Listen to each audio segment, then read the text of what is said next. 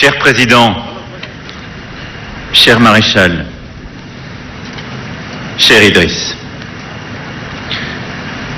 nous voilà réunis devant votre dépouille, après 3 décennies à la tête de votre pays,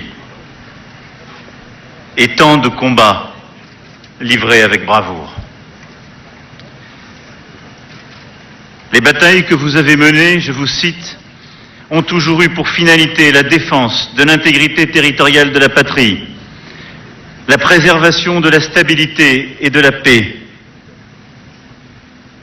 la lutte pour la liberté, la sécurité, la justice.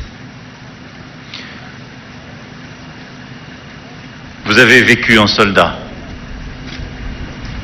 Vous êtes mort en soldat, les armes à la main. Vous avez connu la guerre, mais vous ne l'aimiez pas, car vous n'en connaissiez que trop bien les horreurs.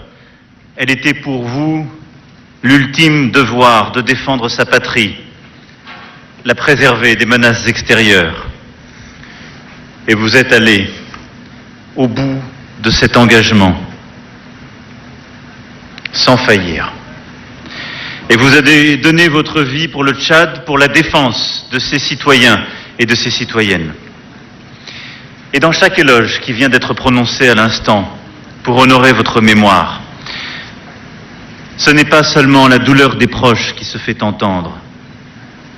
Famille, frères d'armes, amis, étreints par la douleur de perdre un être cher, mais l'hommage au chef d'État qui savait défendre au-delà de tout les intérêts de son pays, de son continent, et qui forçait le respect de tous, amis comme ennemis.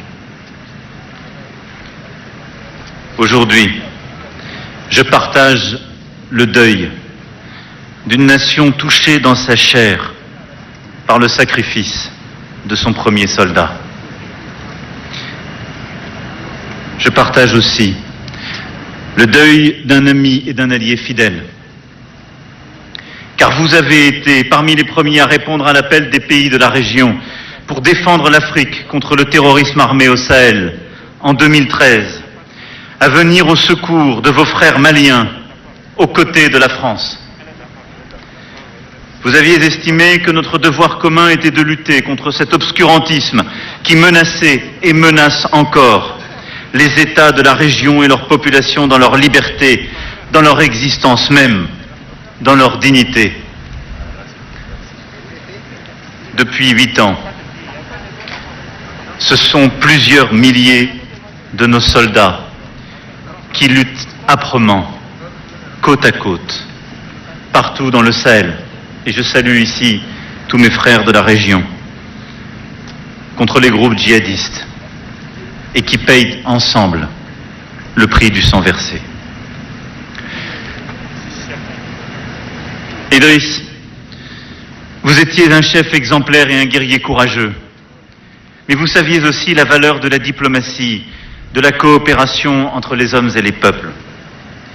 Vous aviez mis ces convictions au service du continent tout entier lorsque vous aviez été appelé par vos pairs, nous nous en souvenons tous, à présider l'Union africaine.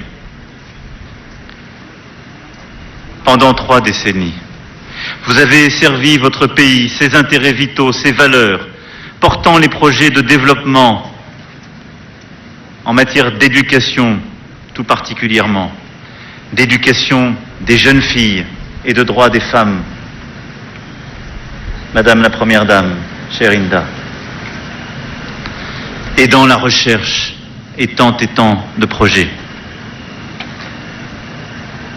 Il y a 80 ans, des soldats français partis de Faya-Largeau et allant jusqu'à Strasbourg ont porté l'idéal de la France libre. Ils étaient ici, à vos côtés déjà. Sur leur route, ils ont trouvé des frères d'armes tchadiens, maliens, burkinabés, nigériens, sénégalais et tant d'autres qui ont scellé à jamais un pacte et un serment de fraternité entre le continent africain et la France. il nous appartient de faire vivre ce serment. C'est un serment de liberté, d'indépendance. La France ne laissera jamais personne le remettre en cause et ne laissera jamais personne menacer, ni aujourd'hui, ni demain, la stabilité et l'intégrité du Tchad. La France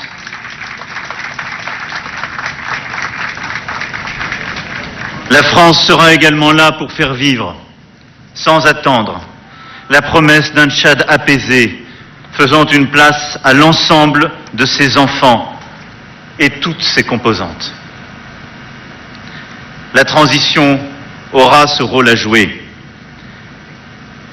La stabilité, l'inclusion, le dialogue, la transition démocratique. Et nous sommes et serons à vos côtés. Cher Idriss, vous avez écrit une page indélébile d'amitié entre le Tchad et la France. Et j'en porte le souvenir d'un ami.